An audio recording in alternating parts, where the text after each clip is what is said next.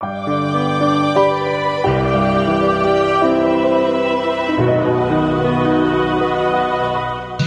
mungkin mulai dengan suatu ilustrasi begini. Ketika saya meninggalkan Indonesia hampir 20 tahun yang lalu, ketika sekitar tahun 2003-2004 itu, ada fenomena di Indonesia ketika itu dihukum, khususnya maraknya kasus pencemaran nama baik. Ketika itu ya. Jadi banyak kasus-kasus besar, ditambah kasus Tempo ketika digugat oleh Tommy Winata dan sebagainya, itu marak 2002, 2003, sebelum saya meninggalkan Indonesia. Waktu itu ada seorang ahli hukum yang cukup terkenal, Nono Anwar Makarim, yang mengatakan ketika orang bingung menghadapi persoalan itu, dia mengatakan orang Indonesia ini pola pikirnya banyak yang keliru sehingga gagal memahami itu, fenomena itu. Kita sering langsung melompat ke pemikiran why, mengapa, ya. Langsung mengapa yang terjadi, tapi tidak tahu what happened, what-nya belum sampai. Bahkan orang tidak tahu what, tidak tahu why, sudah how, bagaimana, begitu ya. Maka tadi karena Bibit bilang bagaimana, itu tunggu dulu, saya bilang kita harus sebelum sampai how atau what ini, kita harus melihat dulu. Kita start with what, apa yang telah terjadi sebelum kita bertanya mengapa dan kemudian bagaimana kita bisa menanggapi ini. Ini saya pikir kita perlu back to the basic dulu, melihat apa yang sebenarnya terjadi dengan kasus Aswanto ini. Sebelum tanya ini mengapa mereka berbuat seperti ini dan sebagainya seperti itu. Waktu ini mulai meledak ketika itu, Profesor Jimmy Asyidiki mencoba tampil, mencoba menjadi penengah seperti biasa, beliau gaya seperti itu. Beliau berkata, jangan dibawa kemana-mana dulu ini, katanya jangan dipikirkan bahwa ini karena kasus undang-undang cipta kerja sebagaimana, jangan berpikir di mana-mana dulu, kata dia. Dalam satu sisi ada benarnya, tapi di sisi lain juga beliau berpikir dalam konteks sudah berbeda. Karena dulu waktu dia ketua MK, dia bisa bernegosiasi apa segala macam seperti itu. Maka dia ketika itu beliau mencoba bermediasi yang mengusulkan agar ini kan persoalan administrasi, kata Prof. Jimli ketika itu, surat ditarik saja begini. Ya itu dia masih dengan cara dia yang dulu ketika dia jadi ketua MK, dia melobi SBY segala macam. Terbukti Jokowi tidak mau, dia tekan saja suratnya ke presnya segala macam, dan MK tidak pernah menarik surat itu. Tapi ada yang menarik itu begini, karena kalau yang apa dikatakan Profesor Jimli itu ada benarnya, dalam artian begini, kalau kita hanya sekedar melihat fenomena itu semata, bahwa tidak masuk akal sebetulnya Aswanto itu ditarik karena dia membatalkan Undang-Undang Cipta Kerja. Mengapa saya katakan tidak masuk akal? Karena sebenarnya Wahidudin Adam juga ikut tanda tangan keputusan itu. Wahidudin Adam juga diangkat oleh DPR. Pertanyaannya kan mengapa dia tidak ditarik juga, cuma Aswanto. Jadi sebenarnya logika itu tidak sebenarnya masuk akal. Nah, oleh karena itu saya pikir kita harus masuk ke hal yang benar, apa yang sebenarnya terjadi ini, bukan sampaikan sekedar mengapa Aswanto ditarik, karena Wahidudin Adam tidak pernah ditarik, tidak pernah dipermasalahkan sama sekali, meskipun dia juga ikut yang menyetujui bahwa Undang-Undang Cipta Kerja itu inkonstitusional bersyarat itu tadi, ya. Hal yang mendasar, saya berpendapat, mungkin pendapat saya ini agak kurang bisa diterima, mungkin juga dianggap mengejutkan. Dalam artian begini, sebetulnya yang terjadi, what's going on itu adalah para aparat negara atau mulai dari anggota DPR ataupun staf di pemerintahan atau bahkan hakim MK sekalipun itu tidak paham hukum konstitusi. Mengapa? Karena mereka tahunya hanya hukum tata negara. Mengapa saya katakan begini?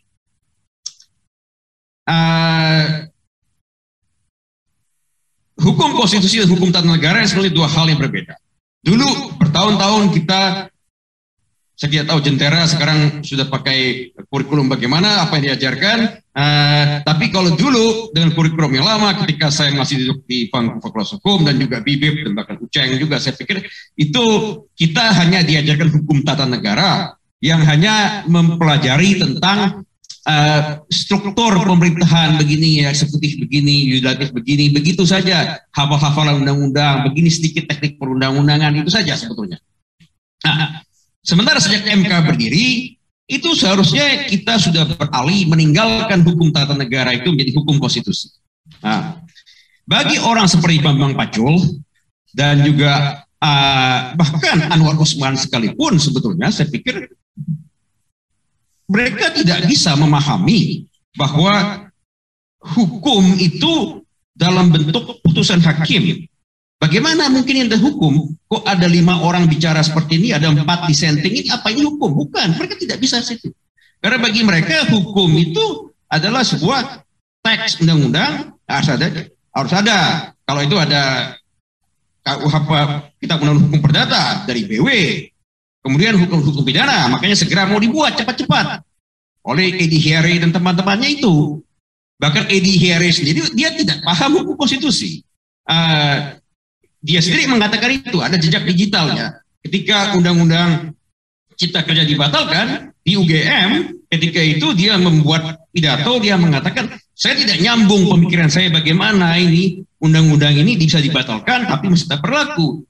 Ya itu dia tidak paham karena yang dia pelajari itu hanya HTN saja dulunya di Fakultas Hukum UGM. Jadi itu yang persoalan mendasar sehingga mereka tidak bisa mengerti bagaimana ada hukum yang hanya dengan 5 orang pada hakim. Ini bukan hukum. Bagi mereka hukum itu hanya sebuah teks, jadi mereka belum bisa masuk ke situ. Sehingga kemudian juga akhirnya ya tidak masuk akal bagi mereka bagaimana ada hakim bisa membatalkan sebuah undang-undang. Ya sebenarnya persoalan sudah lama sejak awal MK berdiri, di mana mereka sudah mempersoalkan ini zaman Pak Jimli dulu. Cuma hampir 20 tahun MK, tahun depan sudah 20 tahun, persoalan ini tidak pernah selesai. Jadi mereka generasi pertama, generasi keberapa DPR dulu itu, generasi Sen Bajeber itu tidak paham, sampai generasi Bambang Pacul juga tidak paham.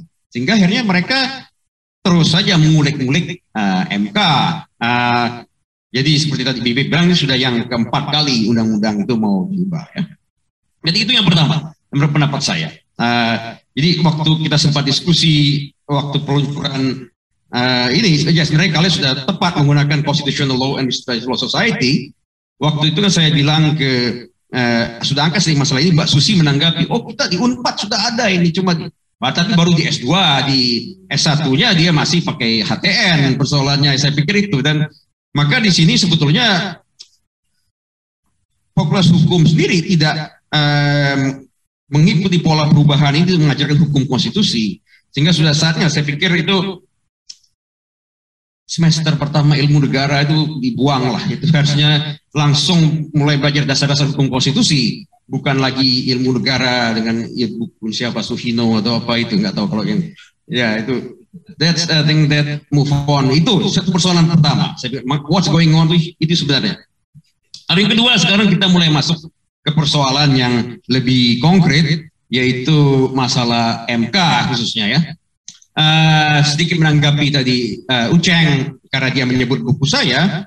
Di bab 2 buku saya tulis judulnya itu MK itu sebenarnya adalah a joke that turns serious. Jadi itu judul chapter yang kedua. Yaitu sebetulnya itu hanya main-main saja mereka waktu itu buat MK, tapi akhirnya menjadi serius. Nah sekarang sebetulnya saya kurang setuju dengan Uceng, bukan dalam artian bahwa bukan menjadi lembaga politik, tapi kembali menjadi sebuah joke. MK now is turning into a joke. Karena itu yang sebenarnya terjadi selama beberapa tahun terakhir. Nah, di buku saya sudah tuliskan proses itu sebenarnya sudah mulai sejak zaman Arif Hidayat, dan kemudian Anwar Usman meneruskan itu sebetulnya, dan lebih mundur jauh ke belakang ya, yang mana memang tidak ada putusan-putusan yang landmark decision atau keputusan-keputusan yang signifikan lagi. Sayang Fritz tidak ada di sini karena saya dan dia menjadi reporter untuk International International Society of Public Law, setiap tahun kita membuat report tentang putusan-putusan MK. Sejak 2-3 tahun yang lalu, terus kita selalu kesulitan sebetulnya report putusan apa yang mau kita tulis ini. Terutama tahun kemarin, itu hampir sebagian kasus-kasus besar ditolak dengan alasan tidak punya standing. Ya, akhirnya mau tidak mau itulah kita report. Akhirnya ya ini tidak ada putusan berarti. Ya tahun ini maksudnya periode ini agak sedikit menarik tadi disebutkan karena ada kasus undang-undang cipta kerja dan sebagainya seperti itu. Ada satu kasus lagi yang sedikit menarik juga ketika Aswanto juga terlibat di situ, kemudian membatalkan ketika itu masa berlakunya COVID emergency. Meskipun akhirnya itu tidak digubris karena sampai sekarang masih dalam status emergency sebenarnya, karena meskipun MK sudah mengatakan harus ada batasannya ini sampai kapan emergency tadi kan. Tapi tidak digubris saja sama pemerintah. Nah, jadi di sini sudah ada perubahan ketika itu ya, dan MK sudah menurut saya sebenarnya bukan decline, tapi sebetulnya ya mungkin karena generasi Pak Jimli, generasi Mahfud yang menonjol ketika itu sebenarnya mungkin inilah realitas yang terjadi yang harus kita hadapi seperti ini, bahwa MK kita seperti ini. Kemudian pada kasus perubahan undang-undang MK yang ketiga, itu perubahan masa jabatan. Ketika kasus masa ini kan yang di awal kasus Aswanto ini kan karena ada gugatan tentang terhadap undang-undang perubahan ketiga. Sebenarnya ada tiga kasus. Kasus pertama itu oleh kasus seorang dosen UII yang menggugat itu. Kasus yang kedua oleh kode inisiatif dan Viola Merinda dan teman-temannya. Kasus yang ketiga oleh orang dari Muara Karang itu. Yang kedua ditolak, baru yang ketiga itu saya terima. Meskipun standingnya juga nggak jelas, tapi terima saja. Ketika ini mulai bergulir, ketika itu Viola dan teman-teman sempat kontak saya, dan mereka meminta saya untuk jadi untuk file amicus curiae. Saya ketika itu menolak. Dalam artian begini, saya katakan saya mendukung usaha kalian, tapi kalau saya dimintai pendapat, karena kalau seorang amicus curiae saya harus diminta menjawab secara apakah ini bertentangan dengan undang-undang atau tidak. Saya berpikir masalah masa jabatan yang 15 tahun itu sebenarnya tidak bertentangan dengan undang-undang dasar. Karena sebetulnya itu justru bagus. Karena persoalannya sebelum ini masa jabatan 5 tahun itu justru juga repot, karena 5 tahun sekali harus dipilih kembali seperti itu yang menyulitkan sebetulnya, karena tidak ada fixed tenure untuk para hakim. Sebenarnya 15 tahun justru bagus menurut saya. 15 tahun justru bagus, meskipun undang-undang ketiga tidak pernah menyebutkan secara eksplisit 15 tahun. Dia cuma mengatakan minimal umur itu 55 tahun dan berhenti 70 tahun, kan berarti 15 kan. Jadi itu. Terus saya bilang yang mungkin jadi sedikit persoalan itu adalah usia minimum, mengapa 55? Sementara sebelum ini 40 tahun pun sudah bisa. Terus yang kedua adalah asal transisi. Asal transisi itu yang mengatakan bahwa ini berlaku untuk para hakim yang sekarang. Ketika itu kan kemudian persoalannya waktu itu tidak jelas. Ini bagaimana penafsirannya ini kan, nanti bisa jadi Anwar Usman ketika itu dia 15 tahun ini mulai dihitung kemarin ketika itu kan, waktu itu saya bilang, tapi kalau jabatan itu tidak masalah, sebenarnya itu ada fixed tenure itu bagus, kecuali sekarang ada perubahan baru lagi, ternyata perubahan keempat.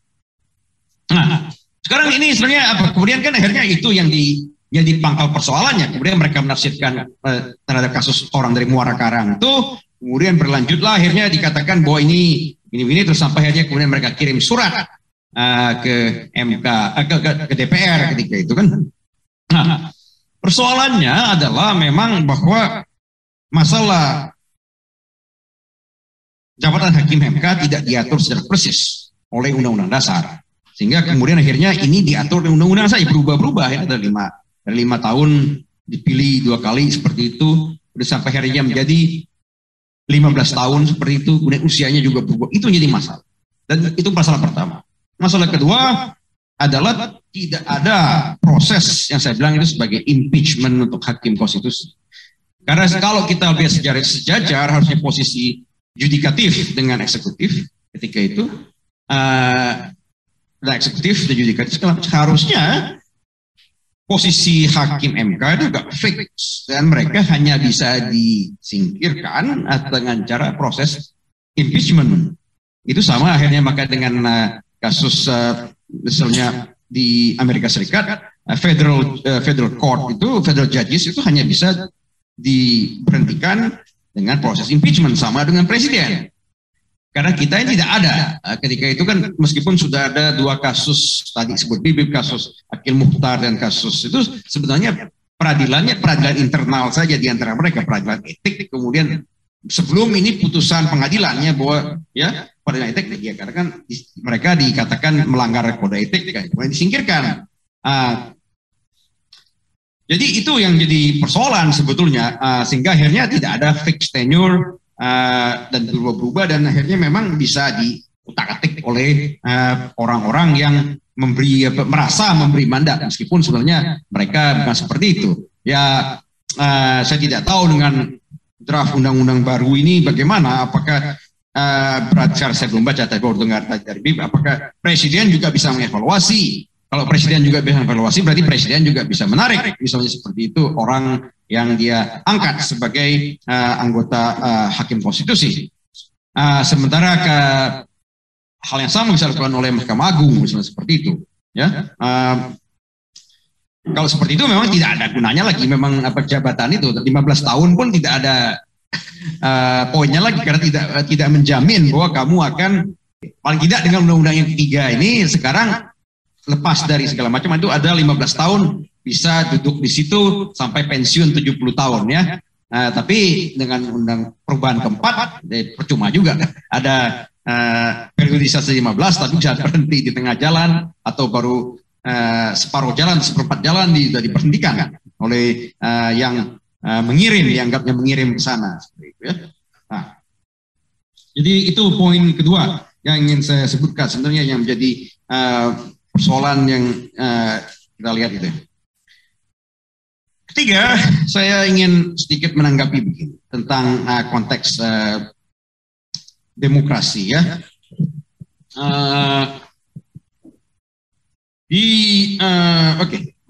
Satu buku yang masih saya anggap buku terbaik tentang demokrasi dan buku terbaik juga tentang demokrasi di Amerika, yaitu karya Alexis de Tocqueville, Demokrasi in Amerika ya, yang sebenarnya juga mungkin bisa dibaca oleh teman-teman mahasiswa Fakultas Hukum di Jentera. Dia berpendapat bahwa salah satu pilar kehidupan demokrasi itu di Amerika adalah lawyers, karena lawyer berkontribusi terhadap kehidupan demokrasi di sana. Dan itu berimbas sebenarnya pada dinamika demokrasi. Dan apa yang kita lihat di Amerika selama 5-6 tahun terakhir atau bahkan 10 tahun terakhir, sebetulnya juga tidak lepas dari peran lawyer yang gagal berkontribusi terhadap kehidupan demokrasi di Amerika. Dalam artian begini, bahwa terutama setelah Roosevelt berkuasa di Amerika, dia menciptakan regulatory state, sehingga lawyer-lawyer perannya lebih banyak akhirnya untuk administrative litigation seperti itu, yang justru memberikan efek negatif terhadap kehidupan di Amerika. Dan juga akhirnya law school tidak lagi mempersiapkan para mahasiswanya untuk juga terlibat dalam berkontribusi terhadap demokrasi, sehingga itu juga evaluasi buat Fakultas Hukum di Indonesia selama 25 tahun, hampir lebih reformasi. Ketika itu bagaimana peran Fakultas Hukum dalam memberikan kontribusi terhadap pemikiran demokrasi? Apakah para anak-anak Fakultas Hukum ini dididik juga berpikir bahwa mereka terlibat dalam berkontribusi terhadap kehidupan demokrasi di Indonesia ini.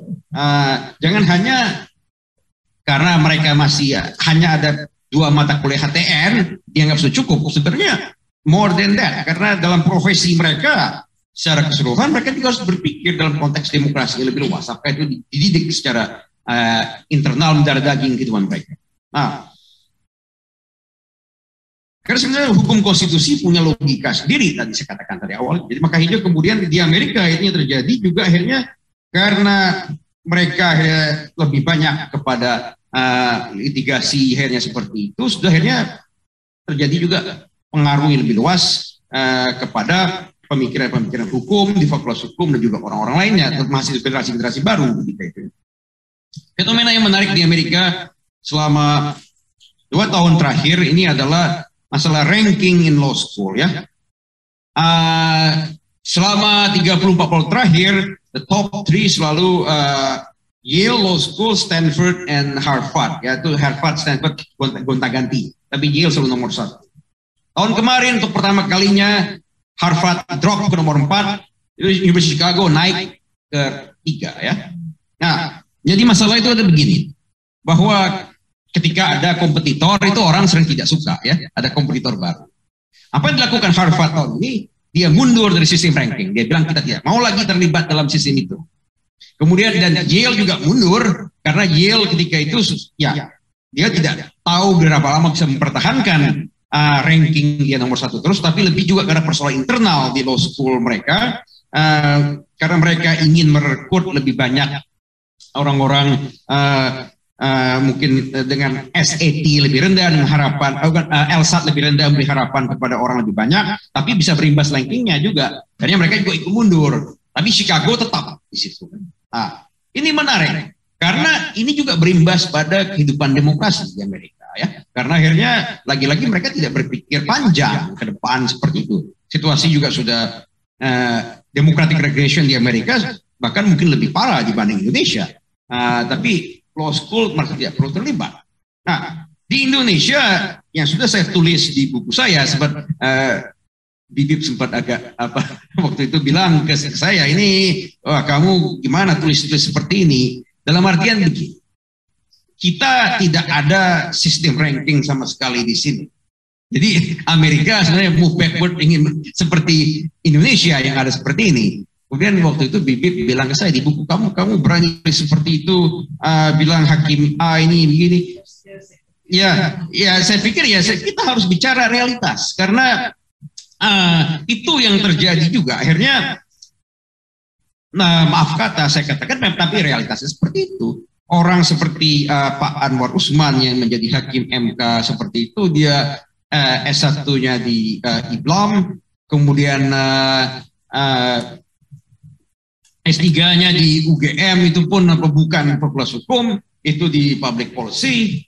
Bahkan Aswanto juga sebenarnya bukan ahli hukum konstitusi, dia ahli hukum pidana. Ketika dia di fit and proper test di DPR, dia beralasan saya ini memahami HAM, kata dia. Itu alasan dia. Bahkan Wahidudin Adams itu dia bukan ahli hukum konstitusi juga. Dia baru punya S1, dia kan dari hukum syariah sebetulnya dari IAIN, dia baru punya gelar hukum sipil itu tahun 2015 atau berapa itu, perlu dicek lagi rekodnya, tapi baru belakangan. Bahkan apa itu Bu Eni Nurbandingsi itu dulu dia dosen saya, bukan dosen hukum ATN, dia itu hukum ekonomi, baru belakangan dia switch. Jadi realitasnya saya katakan memang mereka tidak paham tentang hukum konstitusi, yang juga berimbas sebetulnya kepada dinamika MK sekarang dan juga posisi kehidupan demokrasi di Indonesia secara keseluruhan, karena akhirnya mereka semua ya berpikir tidak tahu what should we do segala macam dengan ini. Mereka tidak merasa ada harus dilakukan itu untuk peran konstitusi. Terbukti misalnya orang-orang frustrasi, Bibip dan teman-teman ketika kasus presiden threshold 20% ditolak terus-menerus itu, yang satu sisi saya tidak surprise karena memang that's beyond their imagination seperti itu, melihat itu, karena harus ada hal yang keliru atau apa. Jadi dan mereka yang menciptakan sebuah legal fiction bahwa ini open legal policy yang sebenarnya hanya karang-karangan saja, itu legal fiction menurut saya. Nah, jadi itu yang juga berkontribusi terhadap kehidupan demokrasi di Indonesia. Saya tutup dengan sebuah cerita begini ya. Sebelum saya balik ke Indonesia, ini saya cuma sebentar saja di sini karena ada urusan pribadi dengan keluarga sehingga saya harus balik ke sini karena bapak saya meninggal ketika COVID, awal COVID, dan saya tidak sempat balik ke Indonesia. Jadi beliau 1000 hari minggu kemarin saya balik hanya untuk itu saja. Karena saya balik sebentar dan kemudian Bibit minta cara ini. Konferensi ketika itu tentang pemikiran Bruce Ackerman, seorang dosen Yale Law School. Kalau tidak tahu dia mungkin tanya Denny Indrayana karena dia sangat di mana-mana Denny Indrayana selalu mengutip Bruce Ackerman segitu. Meskipun apa yang dia kutip sebenarnya nggak pas juga ya. Kemudian orang banyak diskusi dari berbagai belahan dunia ketika itu. Ada satu profesor di Korea, Seoul National University, dia bikin statement yang buat saya terkejut. Dia mengatakan begini, dia bilang model di MK di Korea Selatan, kata dia itu harus diubah karena telah menyebabkan polarisasi politik yang mendalam. Menurut dia karena MK Korea, Constitutional Court di South Korea terlalu terlibat dalam persoalan-persoalan politik melalui mekanisme constitutional complaint, di mana banyak orang bisa melakukan constitutional complaint ke MK, kasusnya banyak sehingga MK pun MK misalnya South Korea ya banyak memutuskan kasus-kasus ini, jadi hanya menimbulkan polarisasi. Kemudian dia bilang mungkin katanya kita harus meniru Indonesia. Terus saya kaget mendengar itu kan. Mengapa? Saya tanya kamu seperti itu. Saya tanya dia, kamu bilang begitu kan? Dia bilang karena Indonesia itu seperti saya tulis di sana, mereka meniru sistem Jerman melalui Korea sebetulnya minus constitutional complaint kan. Nah, profesor ini bilang justru sistem Indonesia yang bagus kata dia karena ini bisa meminimalisir kata dia polarisasi tadi. Dia bilang begitu.